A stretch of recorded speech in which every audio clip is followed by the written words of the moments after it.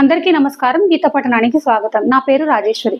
ఇవాళ మనం భగవద్గీత 2వ అధ్యాయం సాంఖ్యయోగంలో 10వ శ్లోకం చదువుకుంటున్నాం. ఇంతవరకు కూడా అర్జునుడు నేను యుద్ధం చేయలేను, నాకు కర్తవ్యాలు, నానేం చేయాలి ఏం చేయకూడదు అనేది నాకు తెలియట్లేదు, నేను శరణు వేడుకుంటున్నాను, నువ్వే నాకు గైడ్ చేయి, ఏం చేయాలనేది నువ్వే నాకు చెప్పు, నేనైతే యుద్ధం చేయను అని చెప్పి మౌనంగా కూర్చునిపోయాడు కదా. ఈ విషయం సంజయుడు ధృతరాష్ట్రునితో చెప్తున్నాడు అక్కడ ఏం జరుగుతుంది అనేది కురుక్షేత్రంలో. దానికే కంటిన్యూయేషన్ ఇది. ఈ విధంగా అర్జునుడు మౌనం వహించి ఉండగా శ్రీకృష్ణ భగవానుడు ఏం చేశానో సంజయుడు ధృతరాష్ట్రునికి తెలుపుచున్నాడు. శ్లోకం చదువుకుందాం. తమువాచ హృషీకేశః ప్రహసన్నివ భారత సేనయోరుభయోర్మధ్యే విషీదంతమిదం వచః. ఈ శ్లోకం అర్థం తెలుసుకుందాం.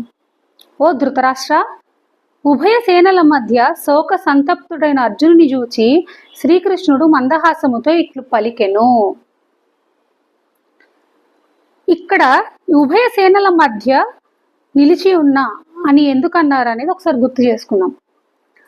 అర్జునుడు మొదట మిక్కిలి ధైర్య సాహసములతో తన రథమును ఉభయ సేనల మధ్య నిలుపుము అని భగవానునితో పలికి ఉండెను.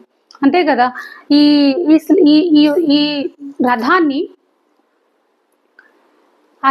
రెండు సేనల మధ్యలో పెట్టండి, నేను అవతల సేనలో ఎవరెవరు ఉన్నారు, ప్రముఖులు ఎవరున్నారు అనేది నేను ఒకసారి చూస్తాను అని చెప్పి అర్జునుడు కృష్ణుడితో రిక్వెస్ట్ చేస్తే కృష్ణుడు తీసుకొచ్చి పెట్టాడు రెండు సేనల మధ్యలో.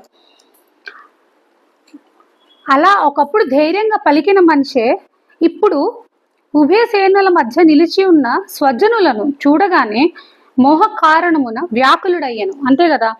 ముందు ధైర్యంగా నేను చూస్తాను అసలు అవతల ఎవరున్నారు, పదండి వెళ్దాం ముందుకి అని అడిగిన మనిషి అర్జునుడు అక్కడికి వెళ్ళగానే ఎదుటి వాళ్ళు మన వాళ్ళే, వాళ్ళందరూ నా తాతలు, మామలు, మా ముత్తాతలు ఇలా అనే విషయం చూసి భయపడిపోయి, భయం కాదు ఒక రకమైన బాధతో తను ఇలా ఉన్నాడు కదా, ఈ పరిస్థితుల్లో ఉన్నాడు.